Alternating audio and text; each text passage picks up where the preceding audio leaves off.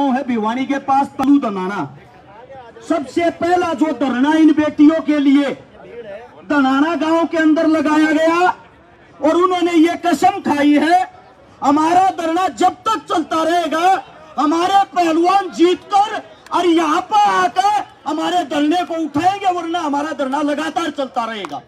एक बार धनाना गांव की सरदारी के लिए जोरदार ताली बजानी चाहिए। तमाम सरदारी, सम्मानित बुजुर्ग और मेरी मातर शक्तियां, सभी चरणों में आपके बेटे, आपके बच्चे हर्ष शिकारा की हाथ जोड़कर राम राम।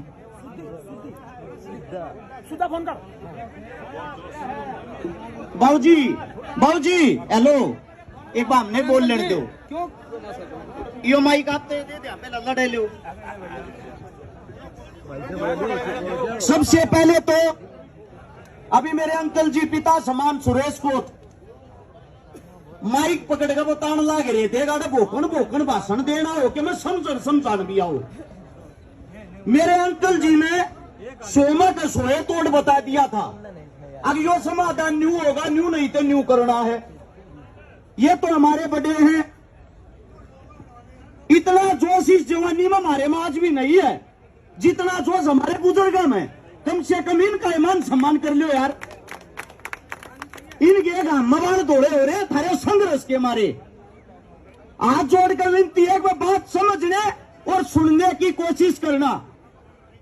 फैसले तो लेंगे हमारे बड्डे, जो भी इनका फैसला होगा हमारे लिए वो सर्वमान्य है। लेकिन उससे दूसरा कुछ बातें ऐसी हैं जिनमें युवाओं को बदलाव करना पड़ेगा। एक सोशल मीडिया पर एक नई पढ़ाई चल रही है, एक नई यूनिवर्सिटी खोल ली है जिसमें कहा अगर फेसबुक या यूनिवर्सिटी या किसने खोली है, सरकार की आईटी सेल ने, और इसमें सबसे मजबूत मीडिया कर रही है।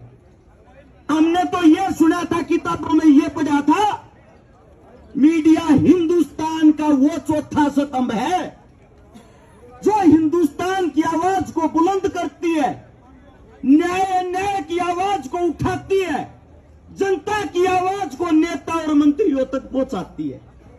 आज मुझे बताते हुए बड़ा दुख हो रहा है, जो हमारा चौथा स्तंभ जिसको बोलते हैं जो मीडिया, वो नेता मंत्रियों के पास जाती है, अपनी नगद पैसे लेके उनके प्रचार में लग जाती है। उदाहरण के साथ बताऊंगा, हाथरस के अंदर एक दलित बहन का बलात्कार हुआ। उस वक्त मीडिया चिल्ला चिल्ला के कह रही थी क्या आपको सीबीआई पे भरोसा नहीं है। मीडिया दब के बदनाम कर रही थी, लेकिन उसके बाद जब वो केस सत्य हुआ, मीडिया के मुंह में दही जम गई। मीडिया ने बाद में किसी को पकड़ के ये नहीं पूछा वो केस सत्य था। ऐसे ही अजय मिश्रा का बेटा टेनी आप सबके सामने था। अरे शर्म आती है ये बताते हुए, जब एक हमारी बेटी अभी साक्षी ने इंटरव्यू दिया था, चैलेंज के साथ हमारा नार्को करवाओ और साथ में उस गुंडे का नार्को करवाओ, अगर हम गलत हुए हमें फांसी दो, वो गलत हुए उसको फांसी दो। उसके बाद भी लोग क्या कहते हैं, ये तो विपक्ष के आदमी है। पहले तो हमें यह बताएं हमारा पक्ष कौन सा है। कुछ लोग जो हमें जातियों में बांटते हैं, सबसे पहले तो हमारा इतिहास पढ़े। जिस जाति को आप बदनाम कर रहे हो, उसी जाति के बेटे बॉर्डर के ऊपर सबसे ज्यादा शहादत देते हैं। उसी जाति के बेटे उसी तिरंगे में लिपट कर अपने घर आते हैं, और उसी जाति के बेटे जिनको यहाँ के 2 रुपए के भाड़े के सोशल मीडिया वाले टट्टू बदनाम करते हैं, उसी जाति के बेटे विश्व में जाके तिरंगे को ऊपर लहराते हैं। शर्म इस बात की आती है। एक छोटा सा उदाहरण बताता हूं, दिल्ली का इतिहास पढ़ना। दिल्ली का एरिया मात्र 3 से 4 किलोमीटर का था। इसके अंदर 307 खापे आज भी हमारी बसाई हुई है। इसी दिल्ली के अंदर लोग जब हमारे को ये कहते हैं ये विशेष जाति के, उनको ये बता देता हूं, हमने यहाँ दिल्ली पर जब बार बार हमले हुए, हमारे बुजुर्गों ने हमारे लिए अपना रक्त बहाया है, रक्त से इस दिल्ली को सींचा है। और आप हमें देशद्रोही, आप हमें उंगली उठाते हो जब हमारी बहन बेटियों पर कोई बात आती है। आप लोगों को बताता हूं, मराठा और ब्राह्मण सेना 1761 में पानीपत की लड़ाई लड़ने के लिए आए थे। 4000 अपने साथ में अपने परिवार, अपने बच्चे लेके आए थे। जब उनकी उस युद्ध में हार हुई, उस युद्ध के हार के बाद उस वक्त के हमारे महाराजा थे, महाराजा सूरजमल, जिन्होंने जिम्मेदारी ली थी ये बहन बेटी ब्राह्मणों की हो या पेशवाओं की, इनका जिम्मेदार मैं हूं, इनको घर तक मान सम्मान के साथ मैं पहुंचाऊंगा। उसके बाद उन्होंने अपनी सेना को आदेश दिए, वो जो क्षेत्र था जहां पे वो महाराजा साहब जो पेशवा थे, उनका जो अंतिम संस्कार किया गया, वो रोहतक के पास हमारा सांगी गांव है। आज भी हमारे बच्चे, हमारे बुजुर्ग वहां माथा धोते हैं, आज भी हमारे बच्चे वहां दूध चढ़ाते हैं। हम इतना मान सम्मान उनको आज भी करते हैं। और उनकी जो बच्चियां थी, बेटियां थी, हमारे रोहतक के और हिसार के जो मान थे, जाखड़ थे, दैया थे, गुड़िया थे, पुड़िया थे, गिल थे, इज्जत के साथ यहां से सेना जाती है। उन 4000 बेटियों को महाराष्ट्र में मुंबई से 180 किलोमीटर दूर मालेगांव नाम की जगह है, उनको वहां पे बसाती है। उन पे वहां के बसाने के बाद उनके पति खत्म हो गए थे, मर्द मांस खत्म हो गए थे। उन बेटियों की इज्जत के लिए वहीं रहना शुरू किया। तब वहां की जो मराठा सेना है, जो मराठा साम्राज्य था, उन्होंने एक फैसला लिया, हमारे से भी ज्यादा हमारी बहन बेटियों की अगर किसी ने इज्जत करी है, वो इन हरियाणा के, राजस्थान के जाटों ने की है। हम अपनी बेटियों का हाथ इनके हाथ में देंगे और इनके साथ अपने रिश्ते बनाएंगे। उन रिश्तों को आज 261 साल हो गए। वहां पे 22 गांव बसे हुए हैं हमारे जाटों के। उन जाटों के जो अपने घर परिवार को छोड़कर दूसरे की बहन बेटियों की इज्जत करने के लिए वहां चले गए।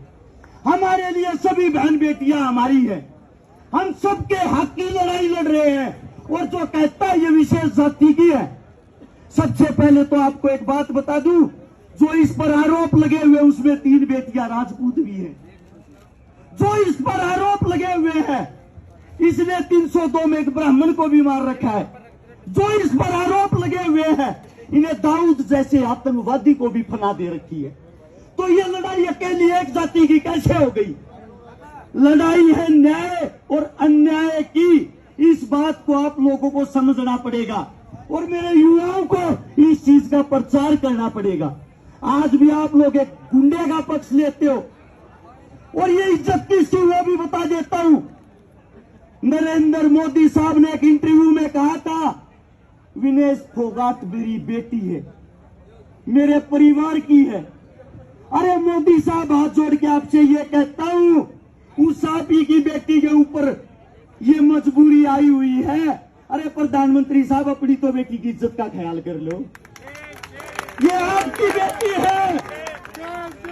आपने चिल्लाते हुए कहा था, नहीं कहा था कि विनेश मेरी बेटी है? सुना होगा आप लोगों ने।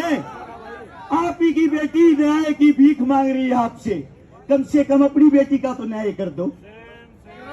इससे ज्यादा तो हमारे पास बोलने के लिए शब्द ही नहीं है। एक प्रधानमंत्री की बेटी के साथ अन्याय, ये कैसे हो सकता है? और धृतराष्ट्र की तरह आप आंखें बंद करके कैसे चुप रह सकते हो? इस देश में इससे बड़ा अन्याय कोई नहीं हो सकता। नोट कर लेना, इस देश में इससे बड़ा अन्याय कोई नहीं हो सकता। और जो भी हमारे बुजुर्ग फैसला लेंगे, मैं भी मेरे अंकल की बात से सहमत हूं। 21 तारीख ना फैसला आर पार का होना चाहिए। इनका जुलूस मत कटवाओ बैठा के। अब बोलते नहीं है ये मट्टी में खेलनी है, पहलवान है, और गारंटी देता हूं मट्टी में मिला देंगे, मट्टी में मिला देंगे। कोई शब्द गलत निकले हो मुंह से, उसके लिए माफी चाहता हूं। आप सभी के चरणों में बोलने का मौका मिला। आप सभी का धन्यवाद। राम राम, जय हिंद।